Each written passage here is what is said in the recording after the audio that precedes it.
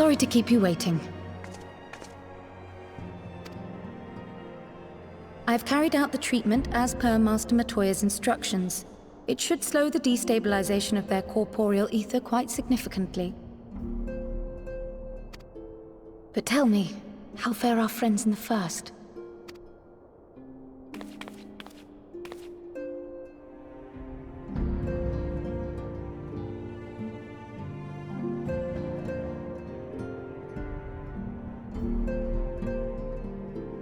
So this Becklug's the first to lead an authority on soulcraft, are they?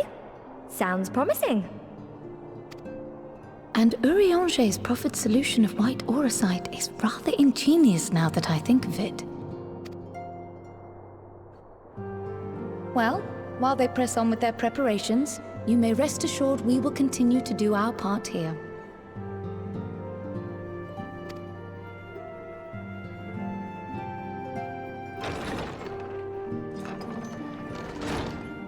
Oh, you're back.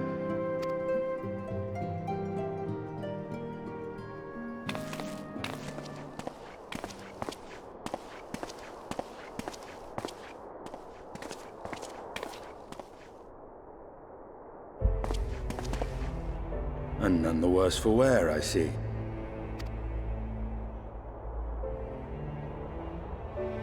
Estinian!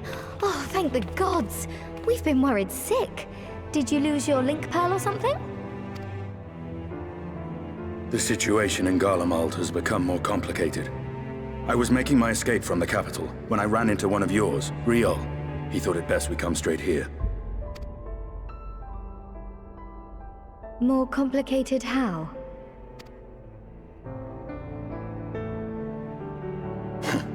Where to begin?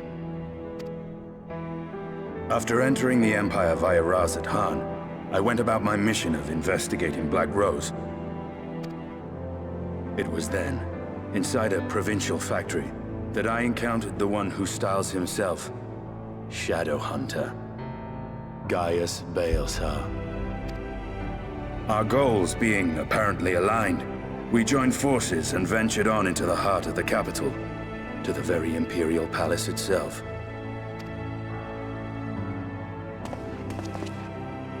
There, we found a man whom all assumed dead.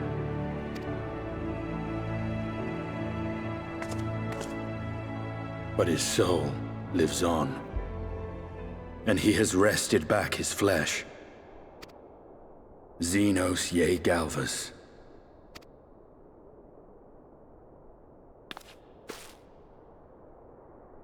Nor did the surprises end there. For no sooner had we arrived than he murdered his sire in cold blood. The Emperor is dead. This sent Gaius into a rage, and he charged in, blade drawn.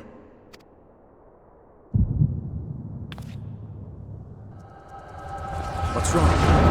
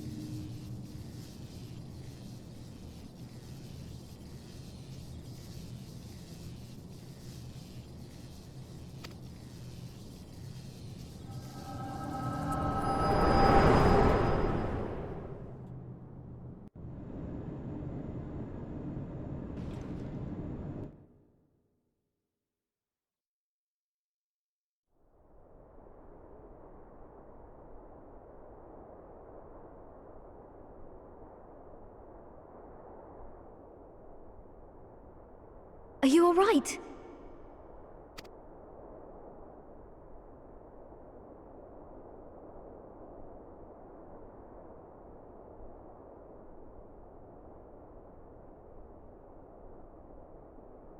Peer into my past, did you?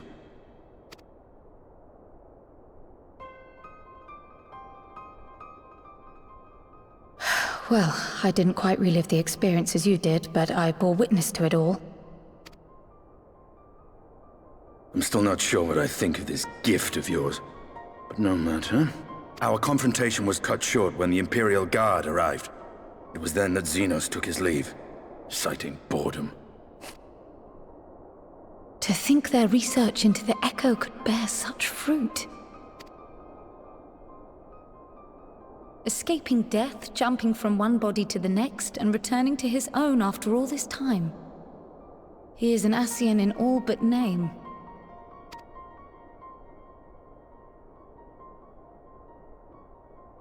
It beggars belief, aye. But no more than a hero traversing the rift between worlds.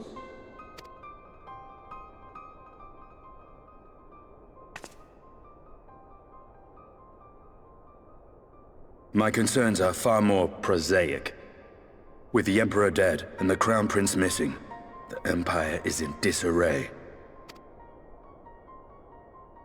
Until order is restored, assuming it even possible, we needn't fear an Imperial reprisal. And for reasons of his own, Xenos took it upon himself to rid the world of Black Rose. Riol has already gone to apprise the Alliance leaders of these developments. We may leave the matter in their hands for now. Then perhaps we have seen the last of the fighting at Gimlet. Though, if it comes to civil war, I cannot help but fear for the provinces.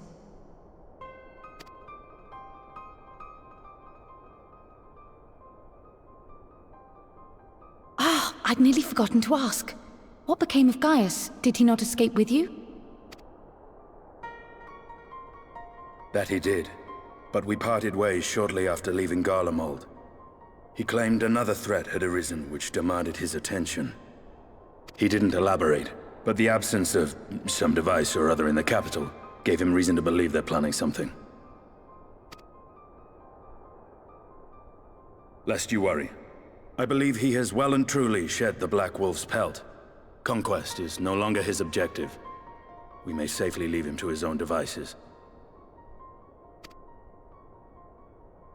Well, it's nice to have one less foe to worry about, even if we do have a mysterious new threat to look out for instead.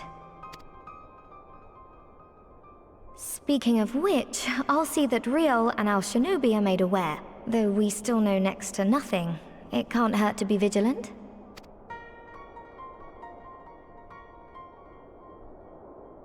Well then, with Black Rose nipped in the bud, I believe I've fulfilled my part of the bargain.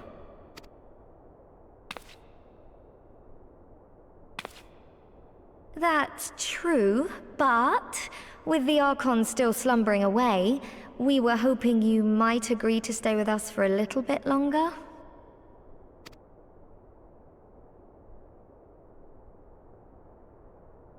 Sorry, but I'm not inclined to extend my contract.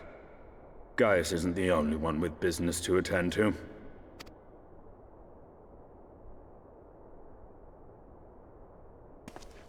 Thank you for your help then, Estinian. I see why Alphino admires you so.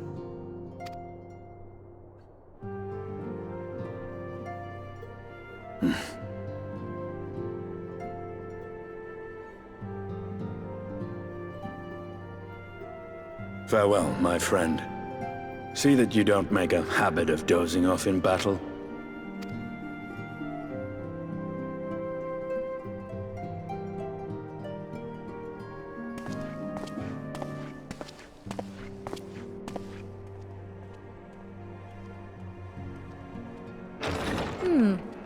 I suppose we should all be getting on then. As ever, we will see to the Archon's needs. In the meantime, why not get some rest? You've more than earned it. Go on.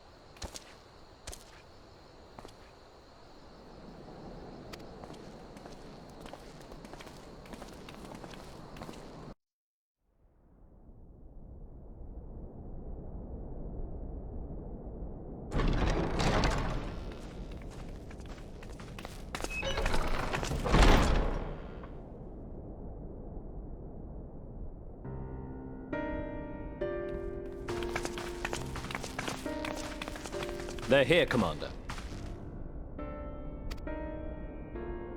And I, for one, am grateful that they are. Told you've been busy since our paths last crossed at the Gimlet Dark.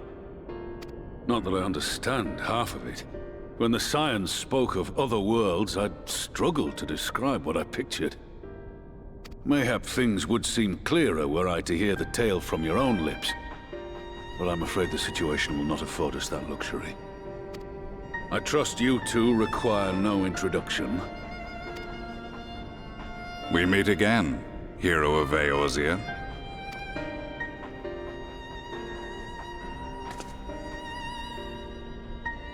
Must we repeat this ridiculous display? I pose no threat to you, though what I come to warn you of very well might. Had he meant to do us harm, I hazard he would have kept to the shadows, and brought more than 2 companions. We need not pretend to be the best of friends, but I hope we can put aside our differences for the present.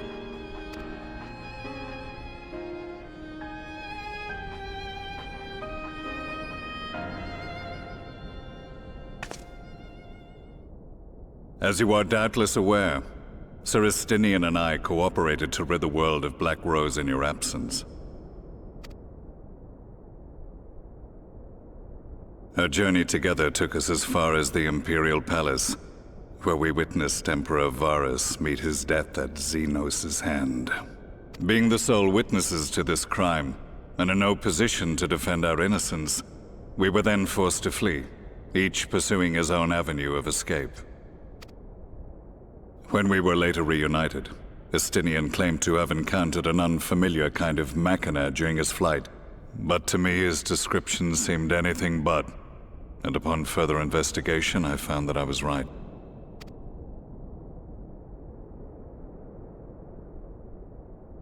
The Empire is developing a new Ultima weapon.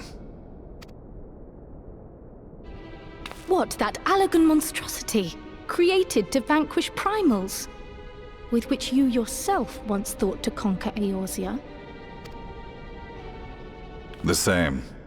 In my foolishness, I sought to harness its power, and became the Ascian's pawn in so doing. But you know as well as I how that tale ended. The weapon itself, excavated from beneath this very city, was destroyed ere we could fully unravel its secrets, and that should have been the end of it. But unlikely as it sounds, the Empire's efforts to recreate it have somehow borne fruit, primarily through secret research conducted by the 7th Imperial Legion, it would seem. Wait, the 7th was all but annihilated at Cartano, along with its legatus. Indeed, few survived. The 7th, as it is now, has little in common with the Legion led by Vandanis, and its leadership has changed hands several times since. Precisely how this project has continued despite such turmoil, and under whose auspices, remains a mystery. What we do know, however, is that a number of prototypes have been produced, and that one of them is on its way to Eorzea. We attempted to stop it, but it was all we could do to slow its progress, so we resolved instead to bring you warning. And right glad are we that you did, though it soundly dashed our hopes that tensions might ease at last. As it is, we've begun to strengthen our presence in the Gimlet Dark, and are assembling a force to meet the coming threat. A force with you in its vanguard, I hope. Before you say anything, I know full well you have pressing concerns of your own. Your comrades remain in peril, and I would not ask you to forsake them. But the fact remains that you, and you alone, have faced the Ultima weapon, and emerged victorious. We need you. And so, when the time comes, if your comrades can spare you, I bid you lend us your strength. I've assigned an officer to await your word. The Ascian's downfall was to be the work of my remaining days, but it was my hand that kindled these flames, and I cannot allow them to spread any further. I will do what I must to see this mistake consigned to history once and for all. Even if it means begging your aid. The Fates will enjoy the irony, even as I endure the ignominy.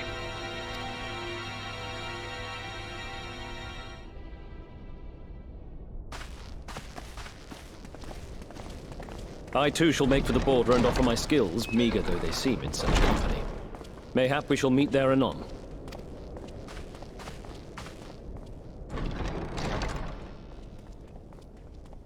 Though we can ill afford to ignore the coming of a new Ultima weapon, our friend's plight grows ever more precarious, and none save you can join them in the first. I only hope you are not forced to make a choice.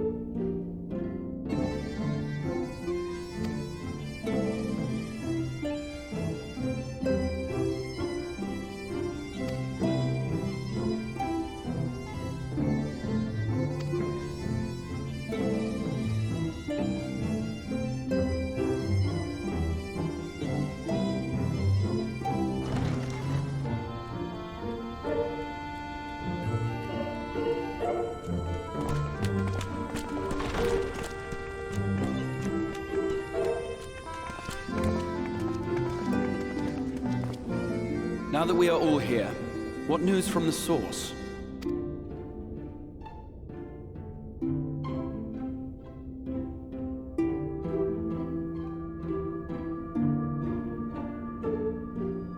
A new Ultima weapon. We must count ourselves lucky that Gaius has pledged his assistance. While this is indeed a worrying development, I think the state of the Empire as a whole greater grounds for concern. With the Emperor slain and Xenos returned, it is impossible to predict how matters will unfold in Garlemald. The Ultima weapon may be but the first of many unpleasant surprises. The situation beareth closer observation, of that there is no doubt, and doth compound our need to return unto the source.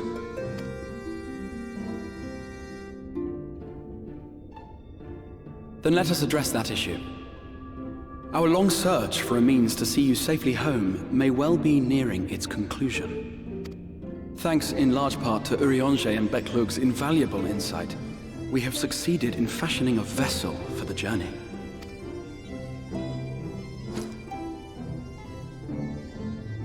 We set out to create a crystalline container retaining the more useful properties of white aurosite, but without its regrettable limitations. And after a good deal of trial and error, we made one. An ark for soul and mind both that will allow your incorporeal self in its entirety to be ferried between worlds. A spirit.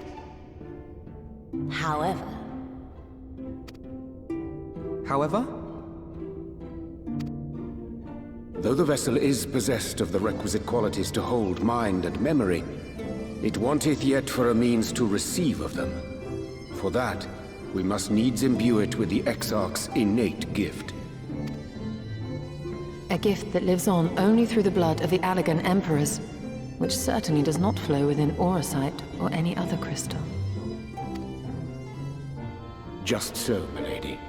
The blood serveth as a conduit of sorts. In its absence, memory cannot pass from mind unto mind, nor from flesh unto crystal.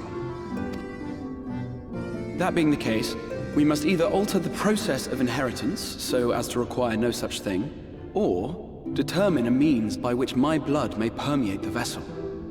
I am hopeful that the records found within this tower will yield the knowledge we require to pursue one or the other of these avenues. as well you should be. The Allegan's body of etherological research is extraordinary. I can scarce believe it the work of ages past. But its underlying principles are not so very different from those of my own field of study. Given time, we will find the answers we seek.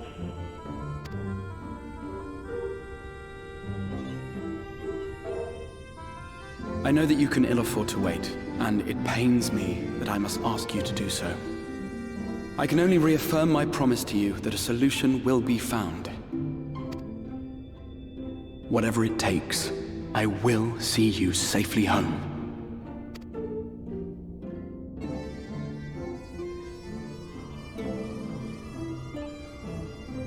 My apologies.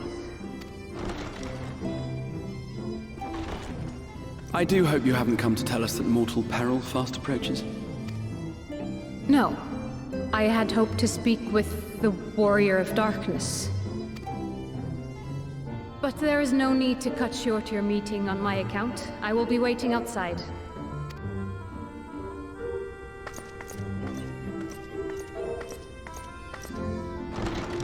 Why not speak in here? She knows I don't mind. Unless she didn't want to. Perhaps I might accompany you. Though I am woefully ill-qualified to assist in the Exarch's research, I may yet be of some use to Lena.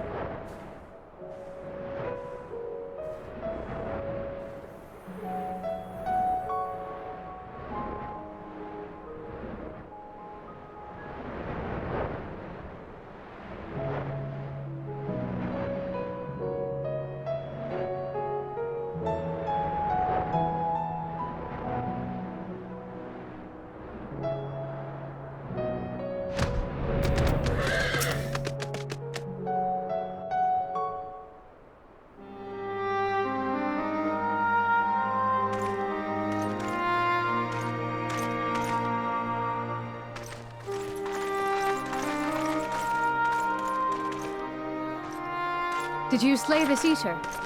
Your orders were to await the main force before engaging. No, Captain. It wasn't us, I swear it.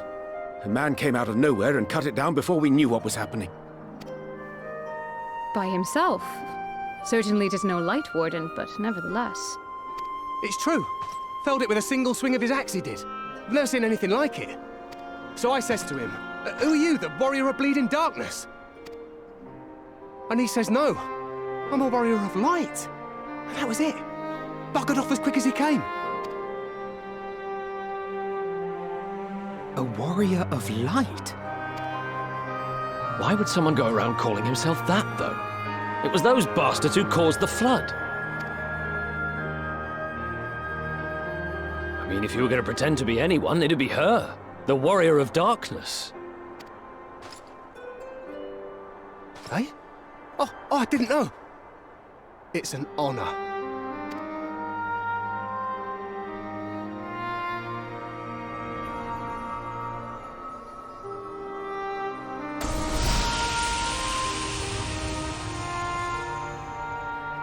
Since the Eater is no longer a threat, our work here is done. Return to your posts.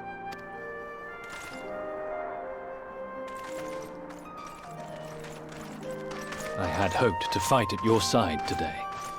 But I'll continue to follow your example, and may we meet again.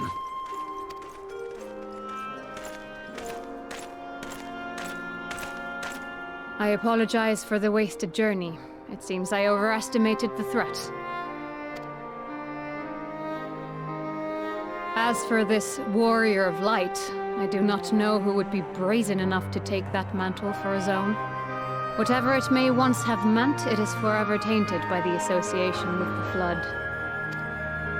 The Exarch told me the truth of Ardbert and his comrades' deeds, and I am aware they played some part in your own triumph. But to most, they are synonymous with the calamity that befell this world. Still, if this man is minded to destroy Sin Eaters, I may forgive him his unfortunate choice of alias. But that is neither here nor there. I thank you for accompanying me. With that concluded, shall we return to the Crystarium? There is a proposal I should like to make.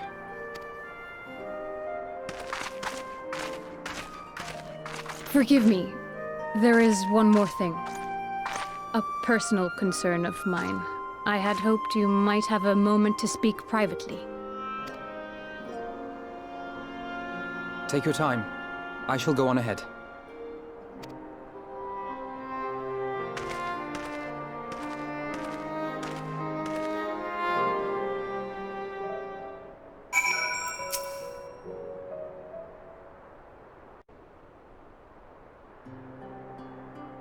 I will not mince words.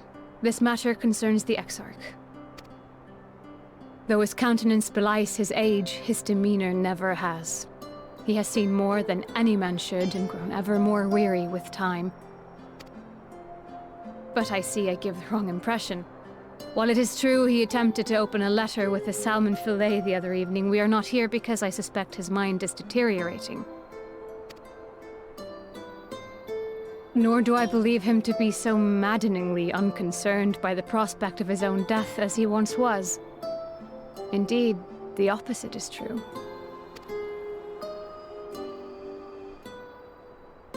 It is for this reason that I seek your advice.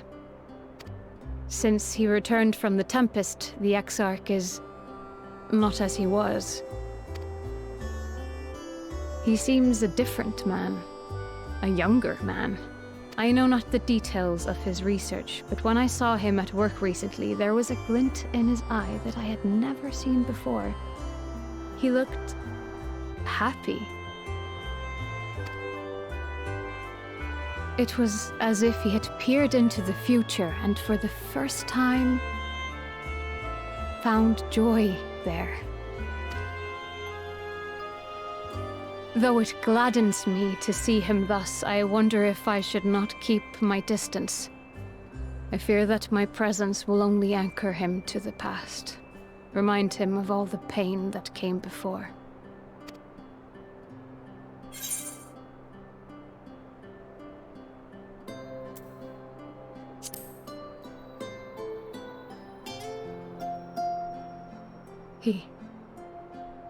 Are you sure?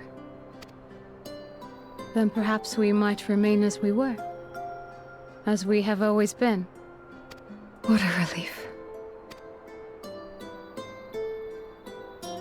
In that case, I will have to speak with him about the amount of time he is spending at work. This research is important, I know, but if he refuses to consider his own health, I will have to consider it for him.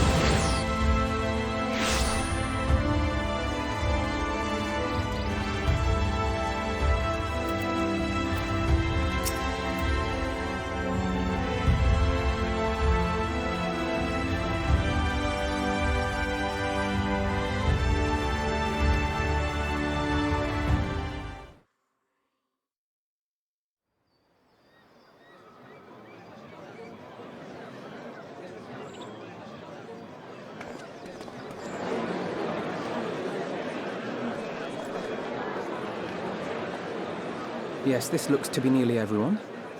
Let us begin, shall we? Though I am usually the first to hold forth at such events, I think on this occasion that honor should fall to you. They would be more inclined to take the word of the Warrior of Darkness.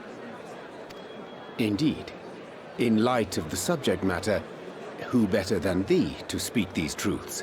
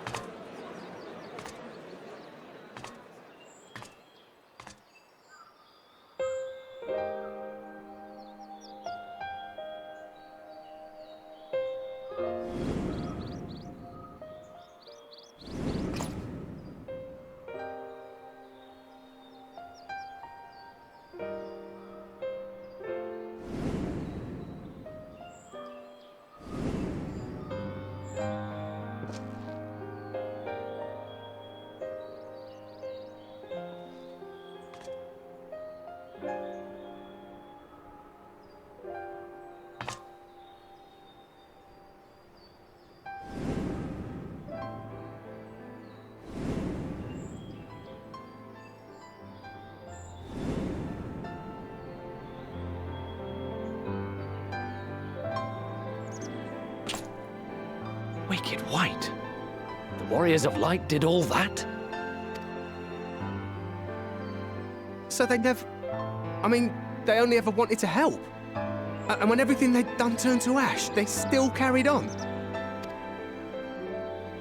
They gave everything to stop the flood. First their lives, then their souls. And they managed it too, in the end. They saved us. And we cursed their names.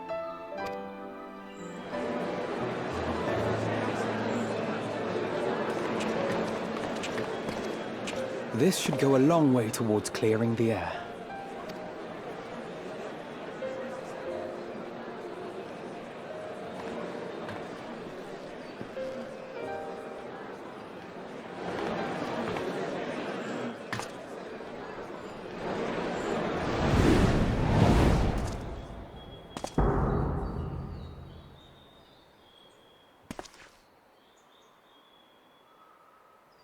Impossible.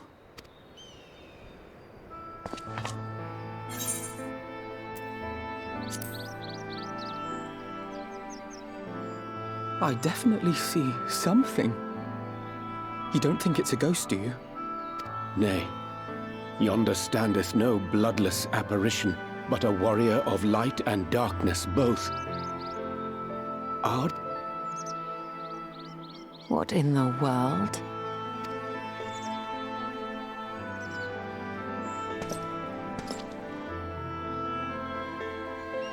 It's you! The one who slew the Eater!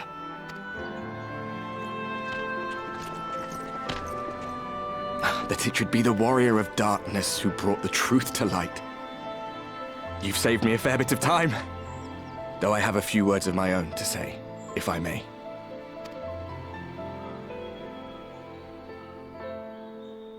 People of the Crystarium! I am Ardbert. One of those you know as a Warrior of Light. That's impossible. You should be dead. Aye, that I should. But as the world has been given new life, so too have I. I know not why I, and I alone, have been gifted this chance. But I do know this. Only by the will of the star itself could such a miracle come to pass. The hero who stands before you now, the Warrior of Darkness, is not of this world. And the day will come when she must return to her home.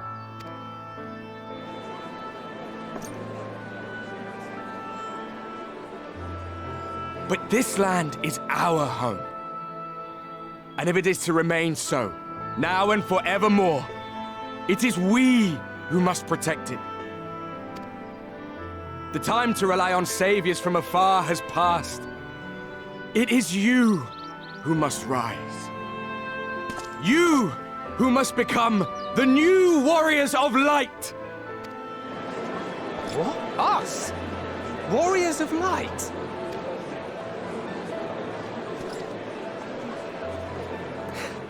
None of us were born heroes, my friend. I was only ever a man with a thirst for adventure. But wherever my journeys took me, I was invariably confronted with the same choice. To lend what aid I could to those in need, or not. And I always chose the former. Any one of you could do the same. All you need is the will to help your fellow man, and the resolve to see it through.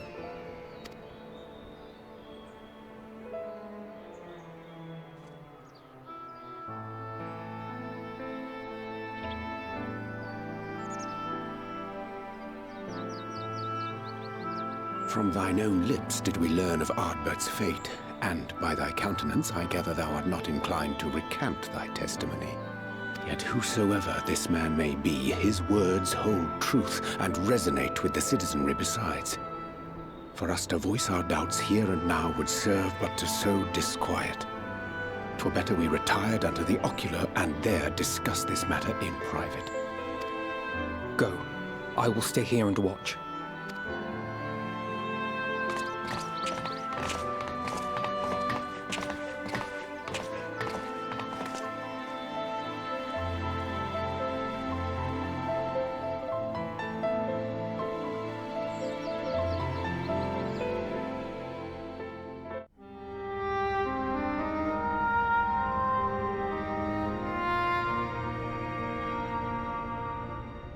So, that is a Warrior of Light of the First.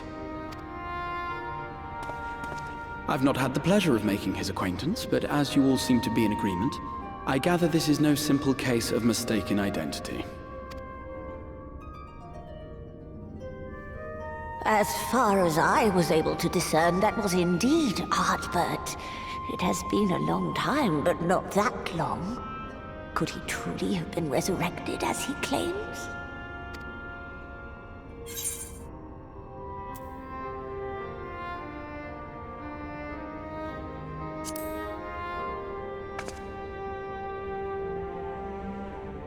Ardbert did entrust his very soul unto thee. I see no reason to question thy judgment. Nor I. To my eyes, your ether burns as brightly as the day you slew Emmett Selk. That is proof that he is with you still. Yet that which standeth now before the people is far more than a passing imitation. I am reminded of the cardinal virtues, though a sin-eater he is not. Which leaveth but one plausible explanation. That he is an Ascian.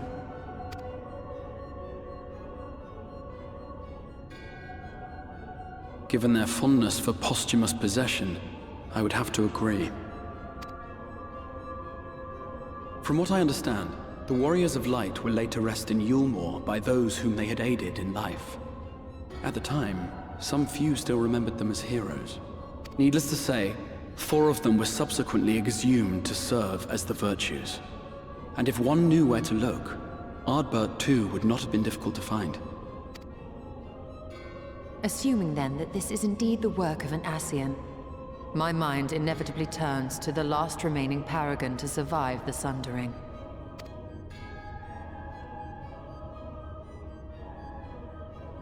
Elidibus.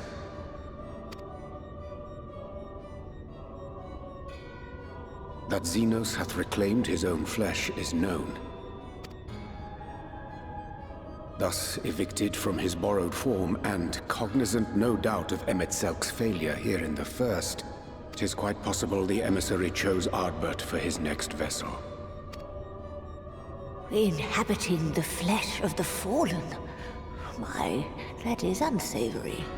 And they do this often, you say? Verily, for they possess no corporeal forms of their own. In what one may term their natural state, none save those gifted with the echo can perceive them. Indeed, when Elidibus intruded upon the waking sands, his presence did go unmarked by all save Minfilia and the Warrior of Light. On that occasion, I myself remained ignorant of his coming until after his departure. It was only at a later juncture, when he deigned to appear before me in borrowed flesh, that I was finally able to take the measure of him. In such puppetry do the Ascians engage when they seek to influence the course of history. And they have gained much by it. Emmett Selk single-handedly built the Garlean Empire in this manner, while the Hebrea came close to conquering Eorzea, having taken possession of Thancred's living body. Yet it must needs be noted that the Ascians cannot avail themselves of all mortal vessels. For were they able to do so, none would serve as a better pawn than our own redoubtable champion.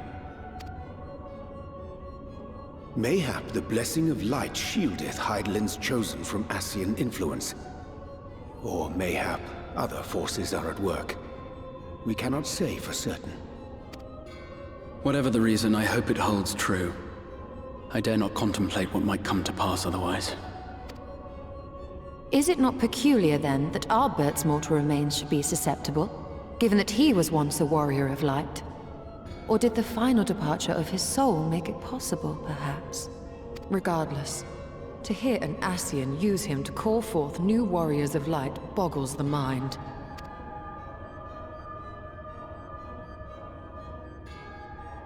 Elidibus hath ever been an enigma, his ostensible purpose being to preserve the balance between light and dark. When he made overtures towards me, however, I was afforded a glimpse behind the mask of the self-appointed emissary. I shall not defend mine actions, undertaken in pursuit of a better understanding of our foe as either wise or prudent. Nevertheless, what little I did glean may now prove useful.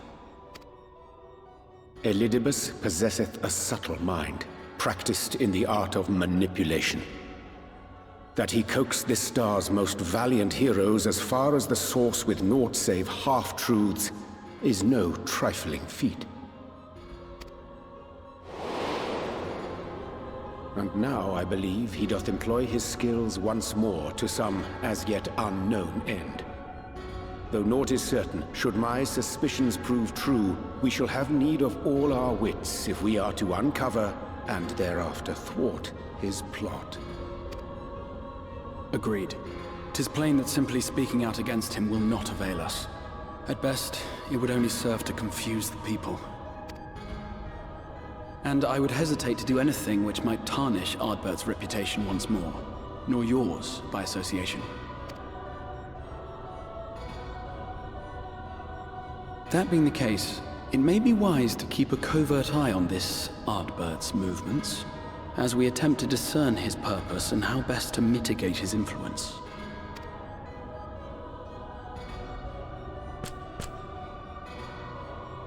His performance appears to have concluded. What now? Go back out and follow him?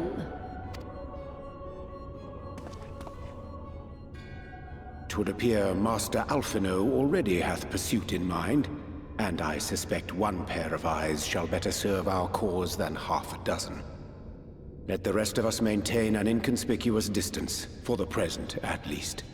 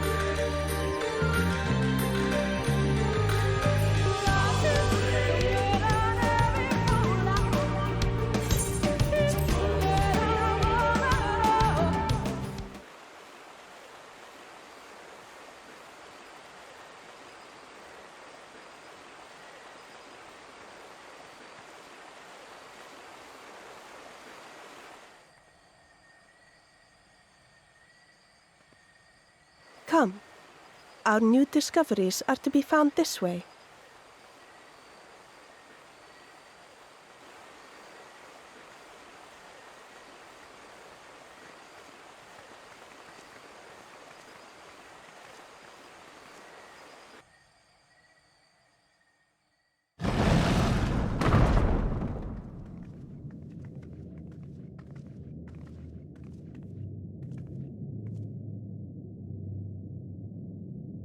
The people of Ronka are known to have venerated animals, but these features do not match those of any indigenous species.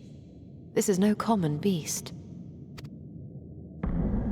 Though that much is plain from its proportions. Lifelike, is it not? One could almost imagine it breathed.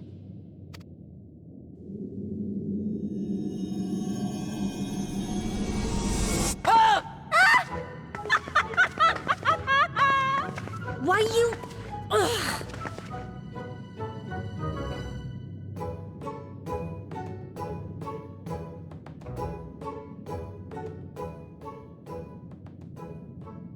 This owl, by contrast, seems no different from the others we've seen.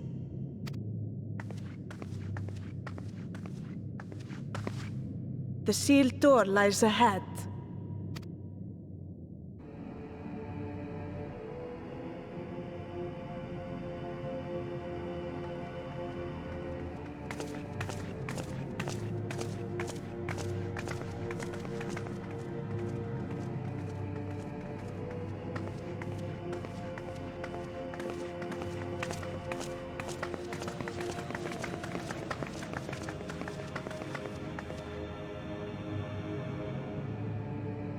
As you see, one statue is missing.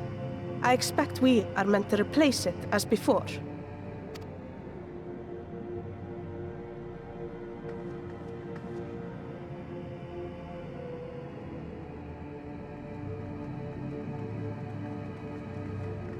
Too simple. There will be some additional defense mechanism.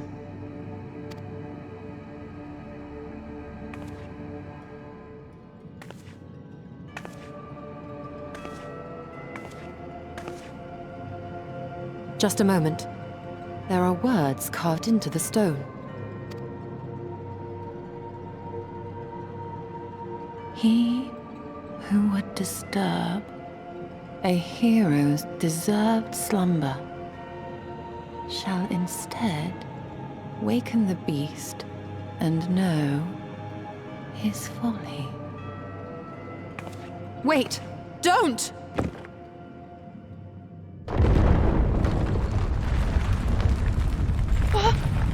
What? But I only... What is happening?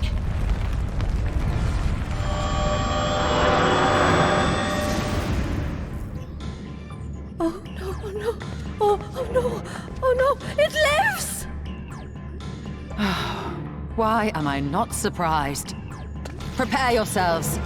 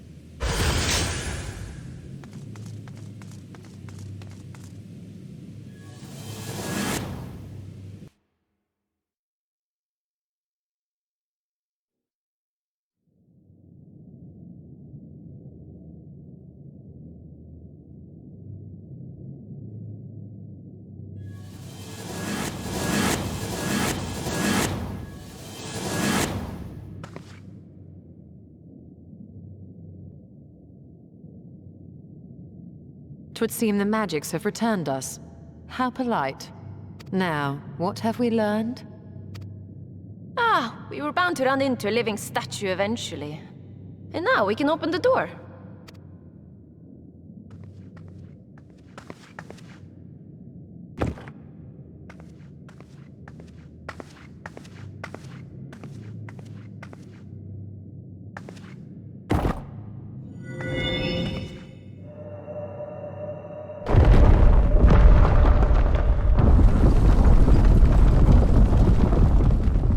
He who would disturb a hero's deserved slumber.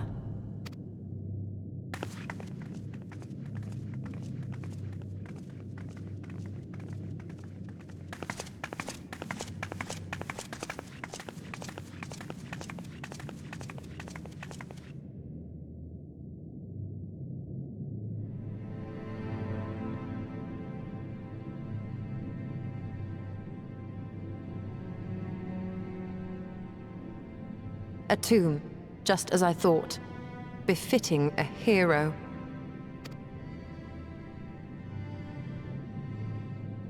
She is Vis. Could it be the Archmage Tiuna?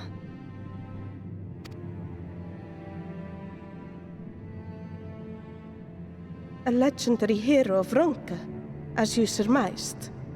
The tales tell of how she smote entire armies with a single incantation. So potent was her spellcraft, though she ever fought in the name of peace. I thought them no more than tales. To think she really existed. Well, I for one always believed.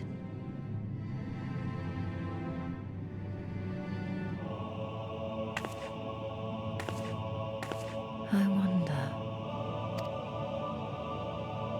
By the light of fallen stars, great power awakens. Tiuna was not only a master of spellcraft. It is said she could see truths long lost and hear the voices of men's hearts.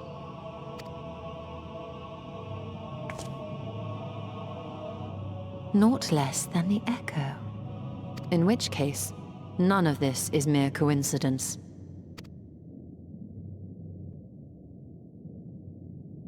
A shower of stars setting the sky aflame. And in both this world and the Source, we find individuals within whom a mysterious power awakened at the sight. We can never unpick the why of it. Now, however, I believe we might. Does the scene depicted here not resemble the one we saw when we first ventured into the Katana Ravel?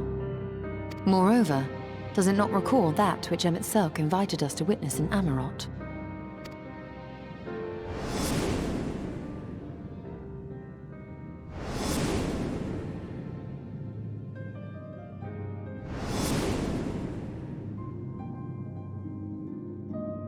The final days. If, as the XIV's research suggests, soul and mind share a fragile yet profound bond, might it not be possible for an event to leave such a deep imprint upon the soul that it could be perceived eons later, given a suitable trigger? The echo defies explanation by conventional etherological theory, or shall we say modern etherological theory. But if it is a power that once belonged to the ancients, to souls yet undivided,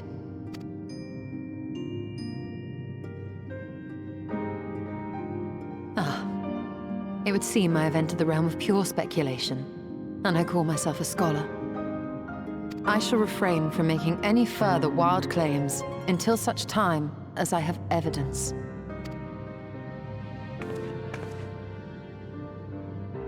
Still, I cannot choose but be reminded of our experience in Amarot.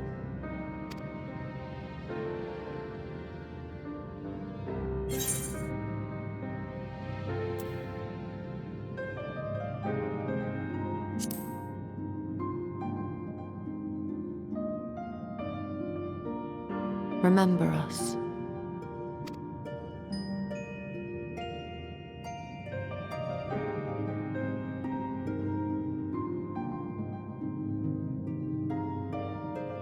History is learned, not lived. We have always protected the tales of Ronka, just as we have protected this place. But we are mindful of what our mothers taught us. We see the past through our own eyes, and speak of it with our own words. Thus do we come to understand it in our own way. But this is not the same as remembering. Your mothers were wise. Though we witnessed the final days, our impressions cannot fail to be colored by our own experiences and expectations. Those who lived through it would have perceived the event quite differently. We must bear in mind that it is no simple matter to keep the truth alive, or it will die with Emmett Selk and his kin.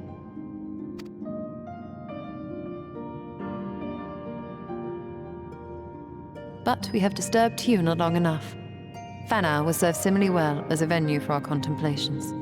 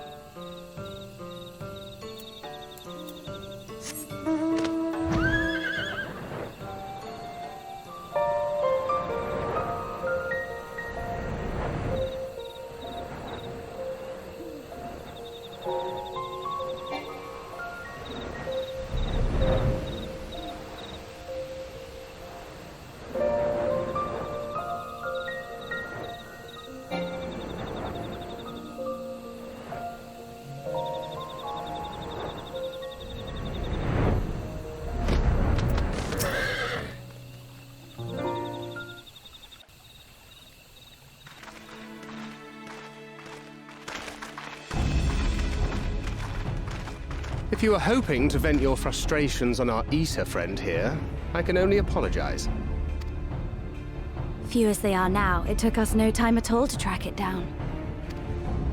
That suits our purpose perfectly. Now we need only wait for Ardbert to arrive. Weren't you two meant to be attending to the empty? We were, and are, but we can hardly ignore the rest of the world, so we thought we might see how things were coming along. From what we can gather, the answer is strangely. Right now, we think we can do more good here. It is heartening to have all present. Indeed. We will be glad of the additional hands should matters escalate. Our quarry has come.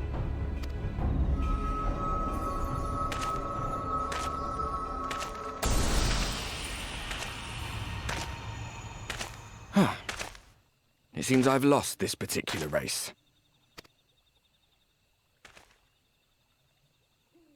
Although I suppose it's only fair. When we first met, it was I who outpaced you. Ravana, was it?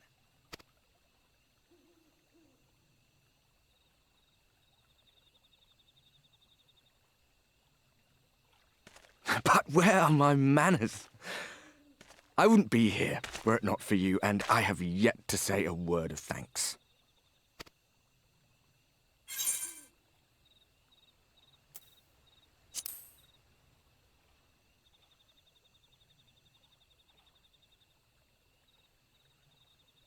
Poor fellow. He will be sorely missed.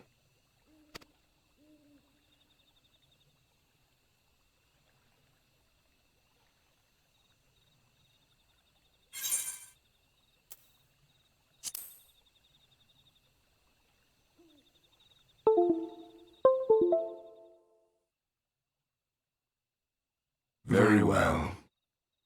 Let us forego this pretense. After all, it was never you that I needed to deceive.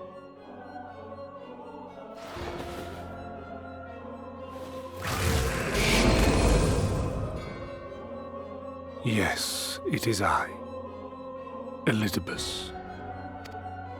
Through your time in Emet-Selk's imitation of our home, I dare say you have gained a better understanding of my role since last we met. Not that it matters. We understand your role, emissary, but not your goal. What is it that you seek to achieve? I seek to enact the will of the Convocation, of course. If it helps you to think of me as but another Ascian, no different in nature or purpose from the rest, you are welcome to do so. Once, I would have said your goal was destruction alone. Now I understand that you fight for something you love, just as we do. Yet though we seem doomed to clash, I bid you consider Emet-Selk's final words. Remember that we once lived, he said. Had he not seen some glimmer of hope in our kind, I do not believe he would have spoken thus.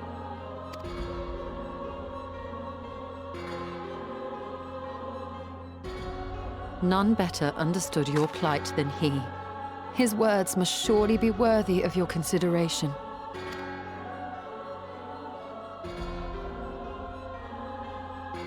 Emet-Selk. How very unlike you to err so gravely. That one should stray at the end of so onerous a path is understandable. But I had thought you above such weakness. Mayhap you thought the same. Would that I had been present to offer correction. But I shall do so now, as is my duty, and return all to its proper course. As for you, look at yourselves. Look at your history.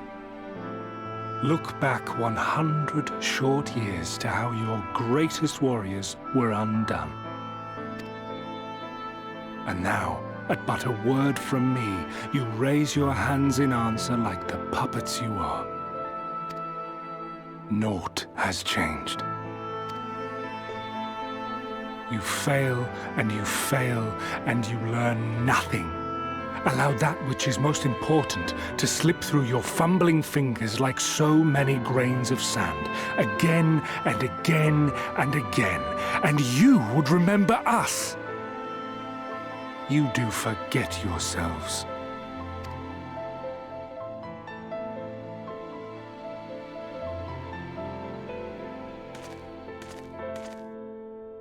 There is no common ground to be found between you and I, nor do I require any. I have my duty. Wait!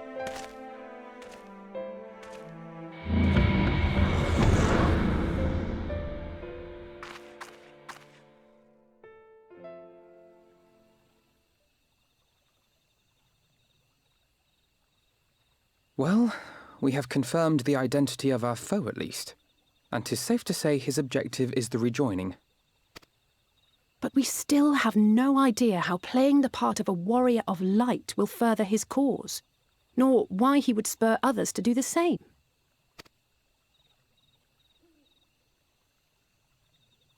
Another visit to the Tempest may shed some light upon these mysteries. Whether we are to exchange words or blows with Elidibus at our next meeting, the fact remains, we know too little. Ere our paths cross again, I would learn more of the world that once was, and of Elidibus himself.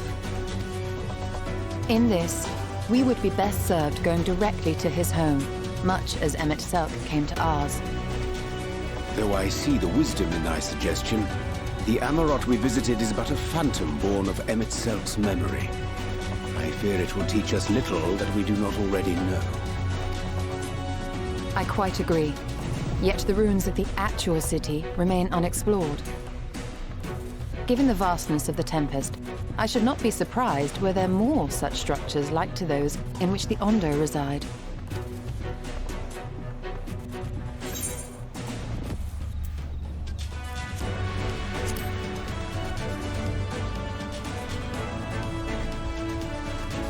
A woman after my own heart. Assuming we are all in agreement, then I suggest we first pay a visit to the Ondo. If anyone can tell us where more ruins are to be found, it is them.